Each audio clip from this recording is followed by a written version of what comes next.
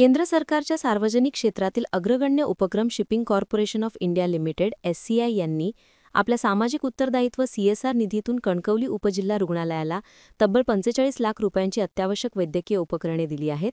यासाठी पालकमंत्री नामदार नितेश राणे यांच्या पुढाकारातून पाठपुरावा करण्यात आला होता. या उपकरणांमध्ये C-arm machine, laparoscopic set, biochemistry analyser, orthopaedic table यांसारखी अत्याधुनिक साधने आहेत, ज्यामुळे उपजिल्हा रुग्णालय कणकवलीतील उपचार व्यवस्था मोठ्या प्रमाणात सुधारली जाणार आहे. शनिवार 11 ऑक्टोबर रोजी शिपिंग कॉर्पोरेशनचे जनसंपर्क अधिकारी चंद्रशेखर चव्हाण यांच्या हस्ते या मशिनरीचे लोकार्पण करण्यात आले.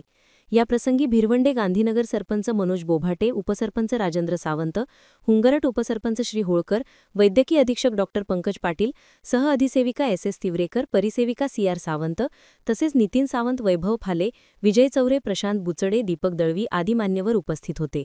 यावेळी चंद्रशेखर चव्हाण यांनी सांगितले की शिपिंग कॉर्पोरेशनने समाजाशी असलेली आपली बांधिलकी जपत ग्रामीण आरोग्य क्षेत्राला मदत करण्याचा संकल्प केला आहे. कणकवली उपजिल्हा रुग्णालयाच्या माध्यमातून अनेक रुग्णांना प्रत्यक्ष लाभ मिळेल हीच आमची अपेक्षा आहे. वैद्यकीय अधीक्षक डॉ पाटील म्हणाले, या उपकरणांमुळे शस्त्रक्रिया विभाग व प्रयोगशाळेतील कामकाज अधिक प्रभावी होणार आहे. बायोकेमिस्ट्री अॅनालायझरमुळे तपासण्या जलद व अचूक होतील, तर लॅप्रोस्कोपिक सेट ग्रामीण भागात अल्प खर्चात शस्त्रक्रिया शक्य करेल. रुग्णालय प्रशासनाने पालकमंत्री नितेश राणे यांचे विशेष आभार मानले.